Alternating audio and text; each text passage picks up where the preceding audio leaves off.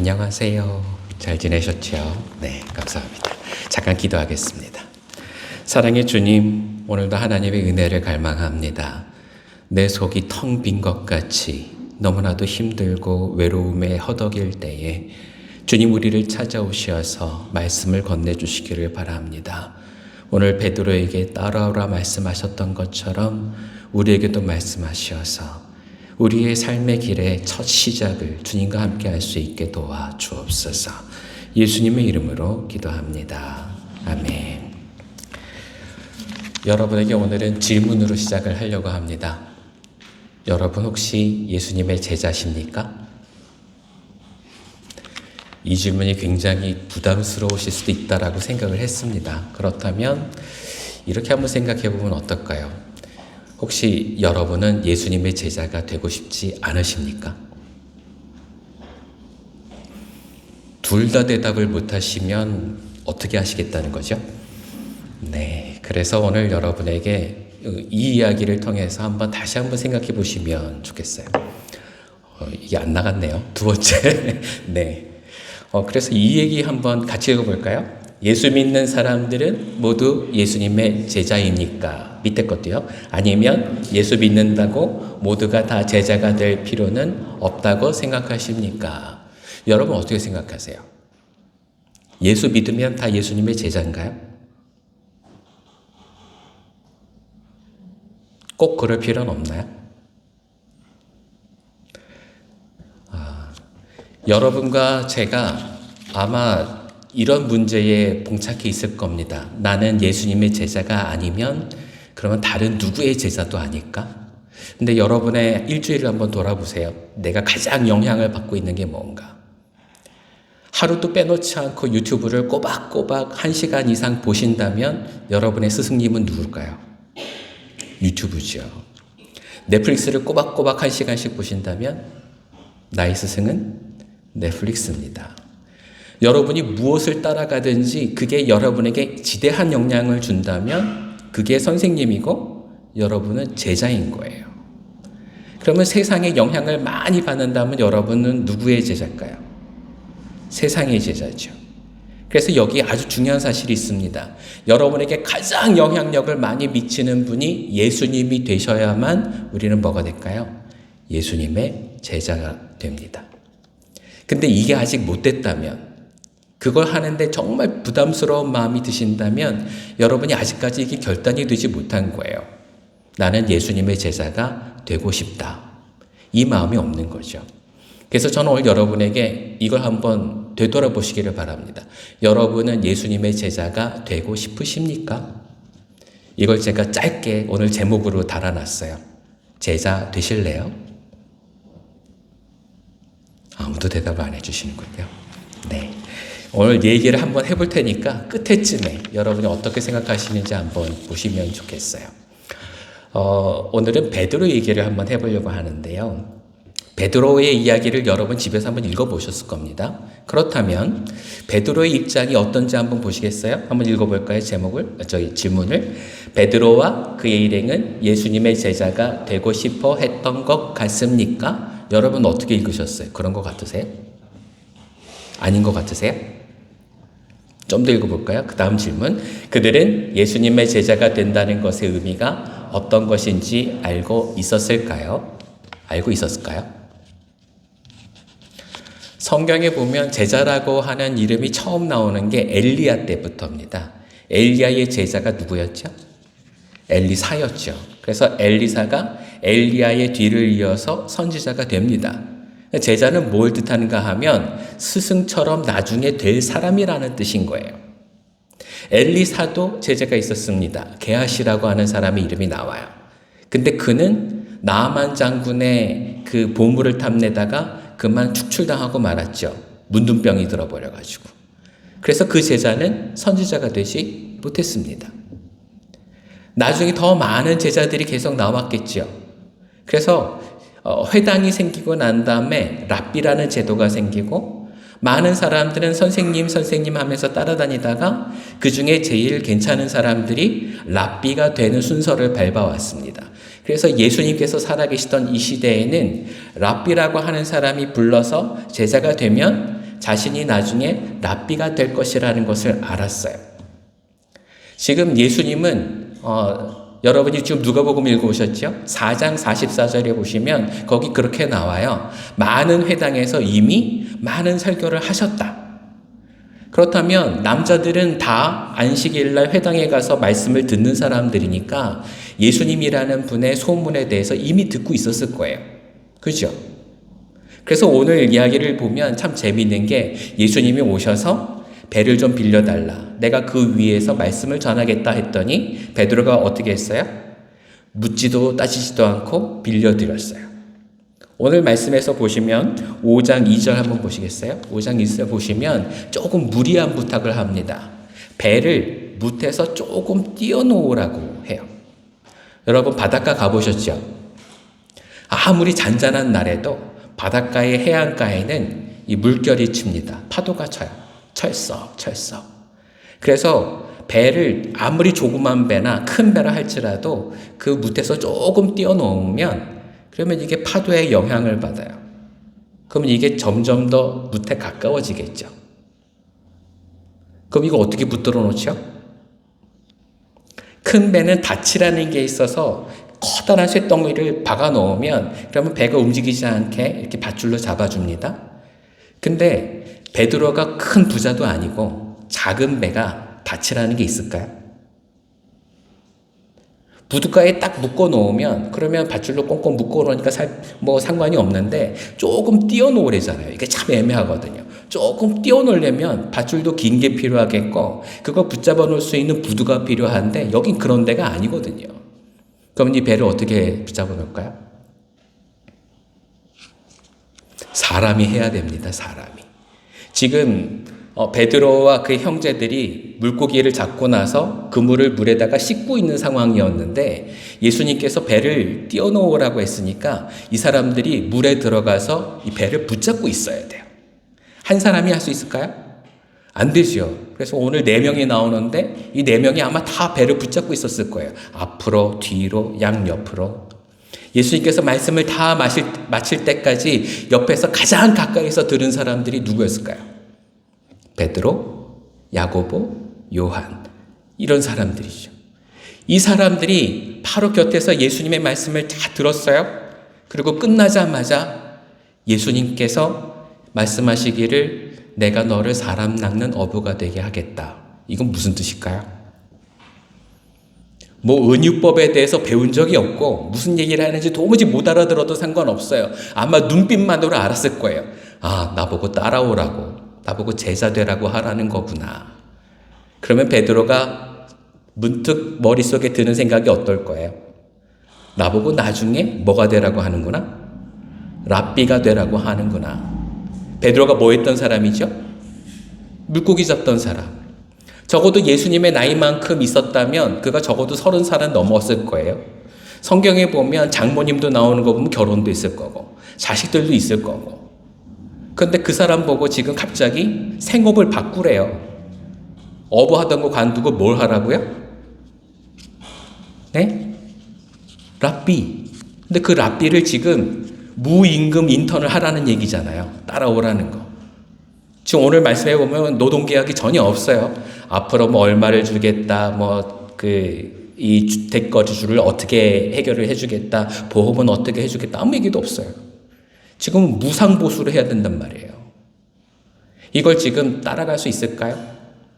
베드로의 입장이 그렇게 모든 것을 다 내팽개치고 할 만큼 하나님 앞에 딱 정리가 돼 있던 사람이었던 것 같으세요? 아니죠. 아닌 이유가 있어요. 오늘 말씀에서 보면 갑자기 예수님께서 깊은 데로 가서 물고기를 잡으라고 하시는데 물고기를 많이 잡는 동안 베드로의 마음에 두려움이 몰려왔어요. 어부가 물고기 잡으면 좋지 않아요? 근데 왜 갑자기 두려워졌을까요? 나는 어부고 평생을 물고기 잡아왔고 제자 생활도 이미 한 적이 있어요. 아버지를 따라서 물고기를 잡다가 나도 어부가 됐으니까 아버지가 스승님이었고 그대로 따라서 자기도 어부가 된 거예요. 그러니 평생 물에 손 담아가면서 물고기를 잡았던 사람인데 물고기를 놓쳐본 적이 별로 없단 말이죠. 근데 어젯밤이 그런 밤이었어요. 하루 종일 잡았는데도 한 마리도 낚지를 못했어요. 근데 예수님이 깊은 데로 가라. 근데 보통 우리 같으면 뭐라고 대답했을까요? 아, 예수님, 어제 일 다 했고, 지금 그물도 다 씻었고, 이제는 집에 가야 됩니다. 지금 물속에 들어가서 예수님 말씀하실 때 계속 배 잡고 있었고, 몸이 지쳐서 지금 가서 자야 돼요. 그러니 그만 보내주세요. 이런 얘기 할 만하지 않나요? 근데 오늘 말씀해 보면 아무런 그런 반구를 하지 않아요.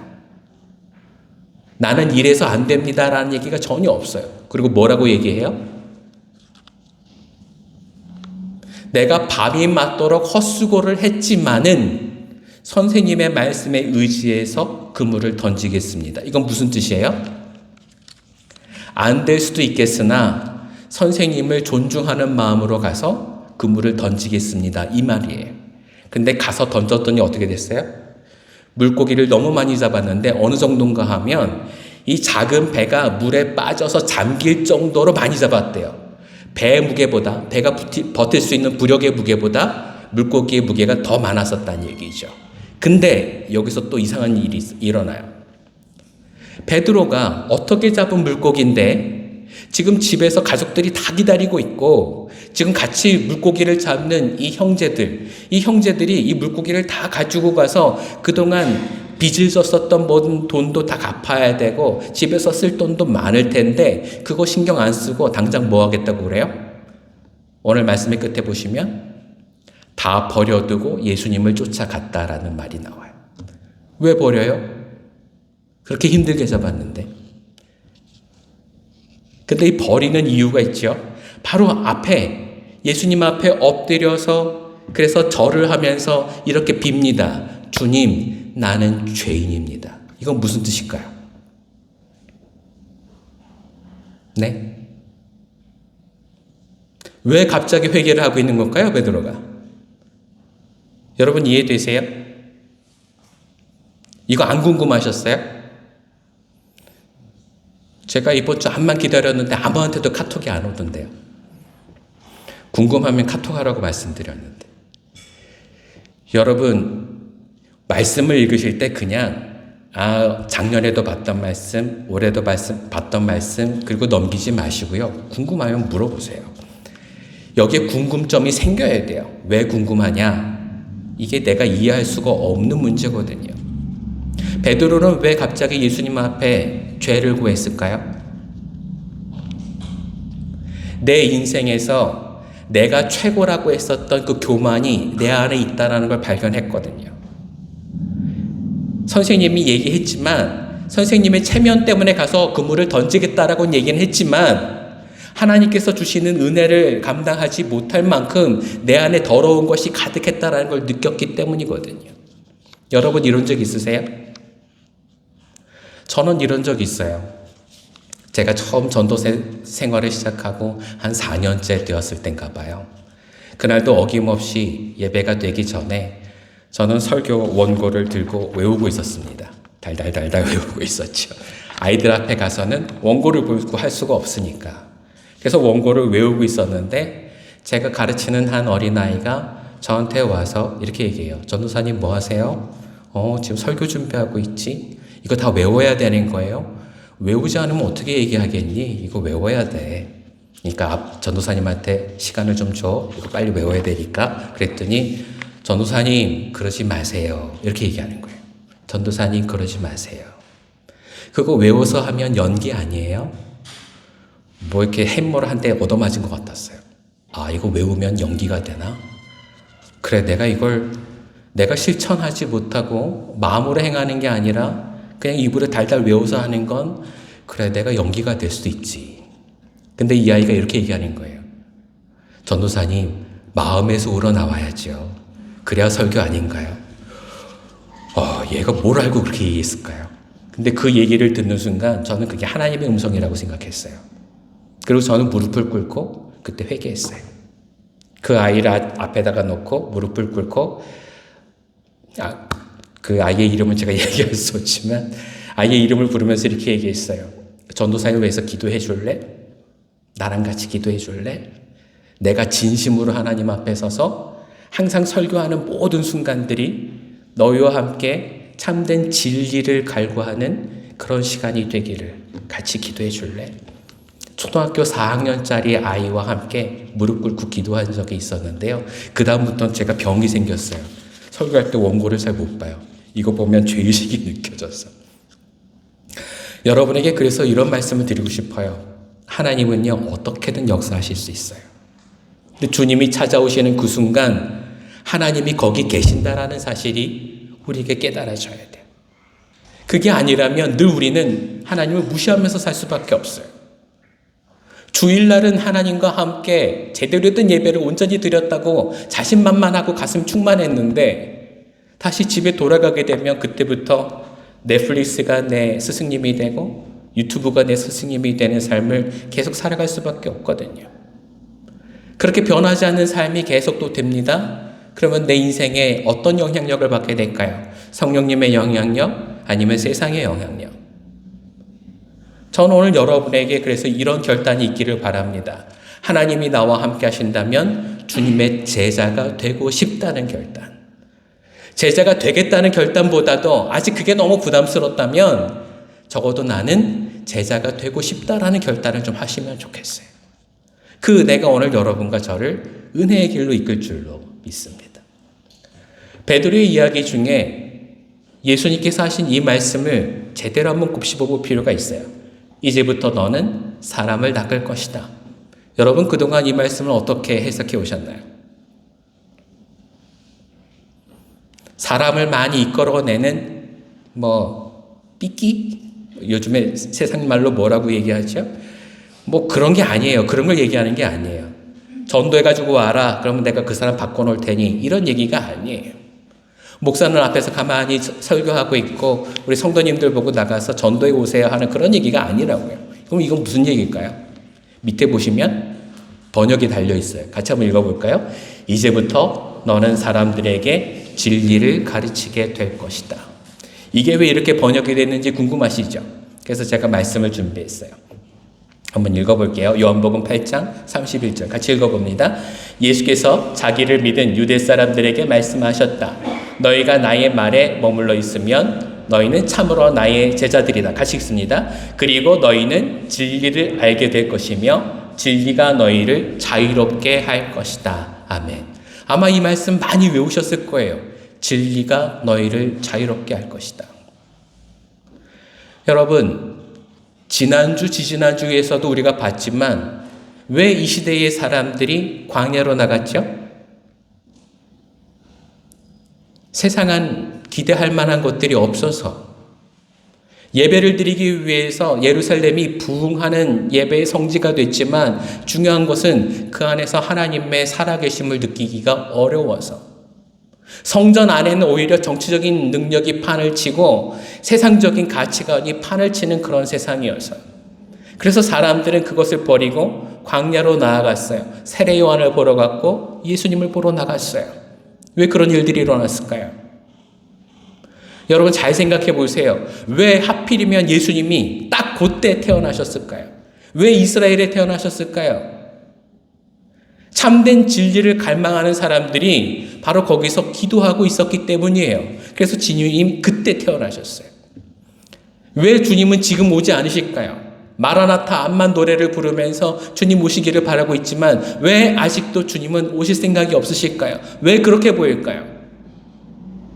이유는 지금은 아무도 주님을 갈망하지 않기 때문에 그래요. 예배 드릴 때 반짝 갈망하지만 그 외에는 세상의 제자가 되어버렸기 때문에 세상의 종이 되어버렸기 때문에 여러분 여기 아주 중요합니다. 진리를 갈망하는 사람들은 진리를 볼 줄 알겠죠? 예수님을 보고 그들은 진리인 줄 알고 깨달아 오고 시작해요. 베드로도 오늘 왜 모든 것들을 버려두고 예수님을 쫓아갔을까요? 제자가 되기 위해서가 아니었어요. 거기에는 생명이 있는 것 같아서 세상 다른 어디에도 생명을 찾을 데가 없어서 어디에도 소망이 보이지 않아서 예수님께만큼은 소망이 보이기에 그래서 예수님을 따라가셨던 거죠. 여러분에게는요, 소망이 보이십니까? 여러분에게는 하나님의 은혜가 보이십니까? 그러면 그 길을 포기하지 마세요. 그 은혜 길을 따라서 하나님의 놀라운 은혜의 삶을 살아가시는 여러분이 되시기를 바랍니다. 그러려면 어떻게 해야 돼요? 진리를 쫓으셔야 돼요. 그러면 여러분이 진리를 보게 된다고 말씀하세요. 다음 페이지 보시겠어요?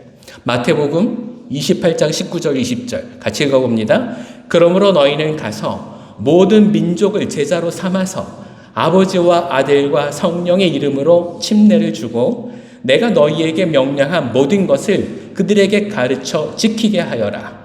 보아라, 내가 세상 끝날까지 항상 너희와 함께 있을 것이다. 아멘. 이 말씀 주목해서 보세요.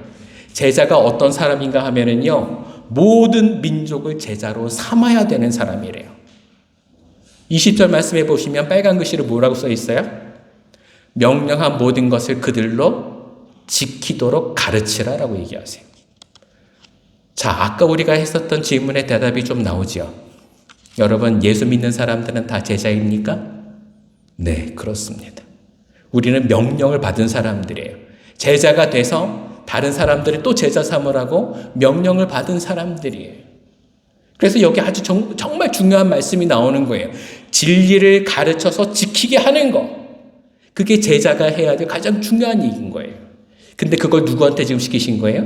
베드로에게. 어떻게 해요? 위에 보시면 나오잖아요. 이제부터 너는 사람을 낚을 것이다. 이게 다른 말로 이제 보이시나요? 이제부터 너는 사람들에게 진리를 가르치게 될 것이다. 예수 믿는 사람들은요, 그래서 이렇게 얘기할 수 있는 거예요. 여러분은 세상에 진리를 보여주는 사람이 되셔야 돼요. 여러분은 세상에 진리를 가르쳐주는 사람이 되셔야 돼요. 세상에 그 어디에도 소망이 없어 보이실 때 여러분 세상에 소망이 되어주셔야 돼요. 그게 제자니까. 그게 하나님이 여러분에게 가르치신 거니까. 그게 예수님이 여러분에게 임명하신 거니까. 그걸 따라가는 게 우리에게 정말 중요하다고요. 우리가 오늘 베드로가 왜 하필이면 예수님의 부름을 받았을까를 한번 생각해 보는데 이 사람의 성품을 한번 생각해 볼 필요가 있어요. 첫 번째 한번 같이 읽어볼까요? 그는 참된 회개를 하고 예수님 앞에 솔직히 고백한 사람입니다. 베드로는요, 물고기를 많이 잡았으면 그냥 있었어도 돼요. 어부였으니까. 그래도 아무도 베드로에게 뭐라고 얘기 안 했을 거예요. 근데 베드로는 자기의 속에 있는 내적인 부분을 예수님 앞에 다 털어놓았어요. 나는 죄인입니다. 아무도 물어보지 않았어요. 아무도 저에게 너는 이런 사람이니까 예수님 앞에 떳떳이 그렇게 행세하면 안 되지 이렇게 비난하지 않았어요. 근데 베드로는 스스로 예수님 앞에 무릎을 꿇고 얘기합니다. 나는 죄인입니다. 여러분, 진리를 쫓는다면 스스로가 진실해져야 돼요. 솔직한 사람이 아니고서는 주님 앞에 설 수가 없어요. 회개할 줄 모르는 사람은 하나님의 나라에 적합하지가 않아요. 베드로에게 가장 중요한 그 성품이 바로 여기 있었어요. 왜 하나님은 예수님에게 가장 중요한 사람으로 베드로를 만들어 놓으셨을까? 왜 예수님은 이 베드로를 자기의 수제자로 키우셨을까? 이유는 여기 있어요. 베드로는 회개할 줄 아는 사람이었으니까. 두 번째 베드로의 성품 한번 볼까요? 2번 같이 읽어봅니다. 그는 많이 잡은 물고기보다 물고기를 잡게 하시는 하나님의 능력 앞에 두려움을 가지고 무릎을 꿇는 경건한 사람이었습니다. 아멘. 여러분, 다른 것들이 베드로에게 자극이 되지 않았어요. 옆에 더 큰 배가 와서 더 많이 물고기 잡는 게 자극이 되지 않았어요. 지금 물고기 잡은 것마저도 베드로에게는 자신의 마음을 헤어내는 예수님의 온전한 말씀이 마치 자신의 살과 피를 쪼개는 것 같은 그런 느낌을 받게 됐단 말이에요. 내가 이렇게 있어도 되나? 주님 앞에 엎드려야 되는데 내 죄를 용서하실 분이 저기 계신데 그 앞에 나가서 엎드릴 수 있는 가장 중요한 이유는 베드로가 바로 그런 두려움을 아는 사람이었다는 거죠. 하나님이 늘 곁에 계신다는 것을 알았어요. 범죄하는 것이 얼마나 자신한테 문제 있는 것인지 그게 얼마나 두려운 일인지 스스로 알고 있었어요. 늘 주님과 동행하는 그 기쁨이 그에게는 기대 이상으로 있었어요. 베드로는 그런 사람이었어요. 세 번째 그의 성품을 또 하나 볼까요? 3번 같이 읽어봅니다. 그는 쉽게 좌절하고 포기하지 않으며 끈질기게 노력할 줄 아는 성실한 사람이었습니다. 우리 같으면 밤이 맞도록 수고했는데도 물고기를 하나도 못 잡으면 남 탓을 해요. 어떻게 하죠? 이제 그물에 냄새가 나나? 이게 이제 구멍이 듬성듬성해서 물고기가 안 잡히나? 그물을 좀 갈아볼까? 이제 도구 탓을 할 수 있게 되죠. 또 뭐라고 그럴까요? 아까 요한이 그렇게 크게 소리 지르면서 노래 불러대더니 물고기 다 쫓아버렸네. 요한 때문이야. 오늘 밤 이 물고기를 놓친 건 다 요한 때문이야. 사람 탓할 수도 있겠죠. 마지막에 이런 사람들도 있어요. 예수 믿는데도 재수 더럽게 없네. 오늘은 재수가 없는 날인가 봐. 재수 탓하는 사람도 있죠. 여러분, 예수 믿는다라는 것은 바로 그런 부분에 가장 중요한 점, 남 탓하는 게 아니라 바로 나 자신을 생각하는 나를 돌아볼 줄 아는 마음에 있다고 저는 생각해요. 그게 회개이고 하나님을 사랑하는 마음이고 마지막은 뭐냐면 성실함이에요. 있는 그대로 볼 줄 아는 거. 이거는 용기이기도 해요. 그래서 뭐라고 얘기하는가 하면 내가 밤이 맞도록 수고했지만 하지만 물고기를 잡지 못했습니다. 있는 그대로 받아들이는 거죠. 그리고는 뭐라고 그래요? 오늘 재수가 없으니 오늘은 물고기가 안 잡히니 이제 그만하고 돌아가자 이 얘기를 하지 않아요. 끝까지 그래도 그물을 던집니다. 아침이 와서야 그물을 씻으러 내려왔어요. 그 모습을 보고 예수님은 찾아오신 거예요. 성실한 사람, 진실한 사람, 남 탓하지 않는 사람, 속에서부터 간사함이 전혀 없는 사람. 여러분 참으로 재미나게도 12제자가 모두 이런 사람들이에요. 이 세 가지 공통점이 있어요. 그들은 회개할 줄 알고 하나님 앞에 진실했고 그리고 스스로에게도 늘 성실하고 진실한 사람. 한번 생각해 보세요. 오늘 말씀에서 12절 이후의 말씀을 보면 문둥병을 고치는 이야기가 나와요. 근데 그 문둥병자가 예수님의 제자가 됐나요? 한번 돌아보세요. 12제자의 이름을 걸어놓고 하나하나 따져보세요. 그 중에는 아팠던 환자의 이름은 없어요. 주님께 치료받고 난 다음에 뭔가 빚을 갚는 심정으로 오는 심리적인 빚진 자가 없어요. 왜 주님은 이 사람들의 제자를 뽑으셨는가 하면 이들은 하나님 앞에 진실하고 간사함이 없고 성실한 사람이었기 때문에 그래요. 오늘 여러분과 저에게 그래서 아주 중요한 부분이 있어요. 내가 주님의 제자가 되기 위해선 어떻게 해야 될까? 이것들을 다시 한번 여러분들의 마음에 넣어보세요. 세상 탓하지 마셔야 돼요. 하나님과 동행하는 것을 기쁨으로 여기시고 그걸 내 삶의 증거로 삼으셔야 돼요. 늘 주님과 동행하는 것들을 마음에 새기면서 살아가는 사람이 되셔야 돼요. 그리고 늘 진리를 찾아가는 사람이 되셔야 된단 말이죠. 이걸 좀 더 간단하게 한번 얘기해 볼까요? 요한복음 13장 35절 그리고 요한복음 15장 8절 이어서 한번 같이 읽어볼게요. 너희가 서로 사랑하면 모든 사람이 그것으로써 너희가 내 제자인 줄을 알게 될 것이다. 너희가 열매를 많이 맺어서 내 제자가 되면 이것으로 내 아버지께서 영광을 받으실 것이다. 아버지께서 나를 사랑하신 것과 같이 나도 너희를 사랑하였다. 너희는 내 사랑 안에 머물러 있어라. 아멘. 여러분, 베드로는요, 이것들을 다 한 사람이에요. 정말로 예수님을 사랑한 사람이에요. 오늘 주님이 베드로를 부르실 때 베드로는 얼마 동안 따라갈 걸 생각했을까요? 전혀 생각이 없었을 거예요. 지금 밤이 새도록 노력했잖아요. 잠을 못 잤잖아요. 빨리 가서 말씀 몇 마디 들은 다음에 집에 가서 쉬겠다, 자겠다라는 마음이 아니었어요. 주님이 가자 하시니까 지금 따라서 간단 말이에요. 얼마나 될 줄 알고. 지금 따라 나섰던 길이 하루, 이틀, 사흘이 됩니다. 말씀을 끝까지 읽어보시면 아시겠지만 베드로는 집에 갈 새가 없었어요. 그래서 이제는 생업을 완전히 포기한 상황이 됐어요.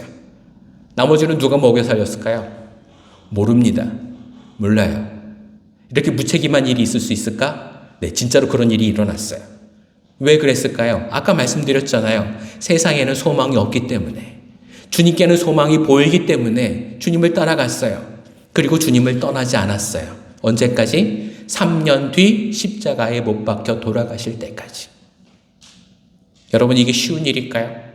우리는 제자들의 이야기를 들으면서 착각합니다.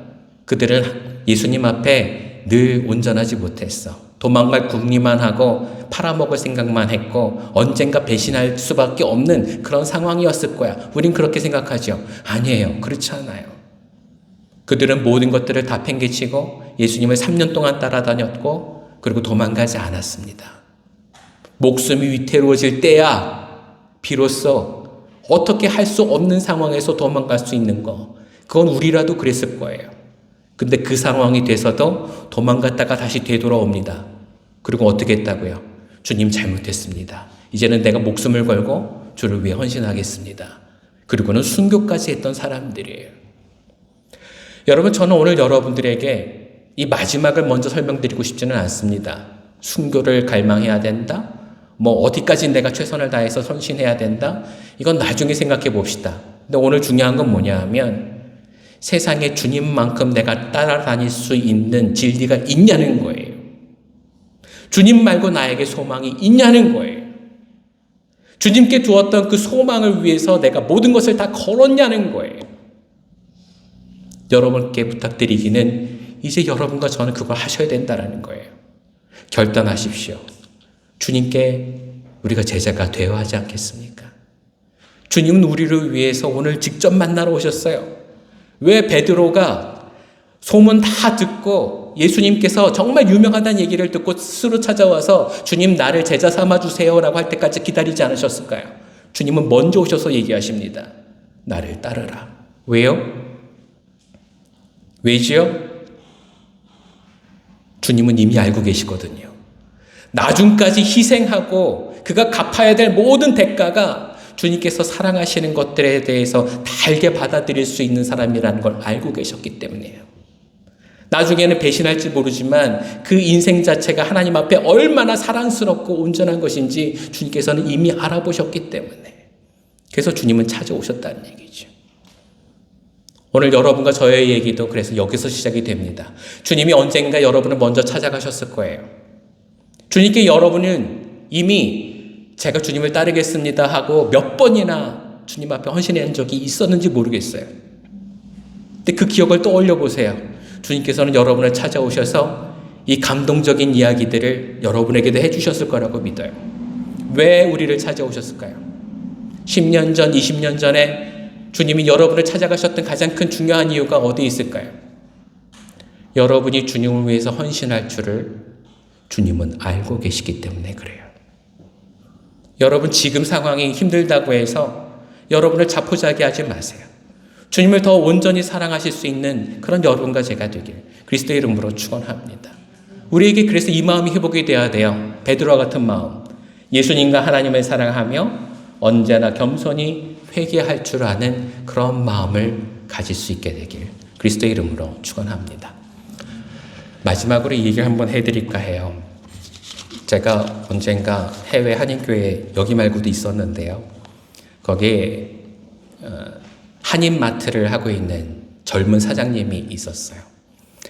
그 사장님은 결혼하지 못한 총각이었는데 그래서 늘 저랑 같이 기도를 하면 목사님 저 연애하고 싶어요. 이게 기도의 1순위였던 남자 청년이었어요. 근데 크리스마스가 다가올 언제쯤 교인 중 하나가 아빠가 없이 엄마가 아들 하나, 딸 하나를 키우고 있는데 딸이 10살 그리고 아들이 7살인 그런 집이에요. 근데 이 엄마가 암투병을 하게 됐네요. 집에 있는 가산마저도 다 탕진하게 됐고 이제는 뭔가 모을 수 있는 게 아무것도 없어서 먹고 사는 게 너무 힘들었어요. 엄마가 아파서 침대에 누워있으면 애들은 굶어야 했어요.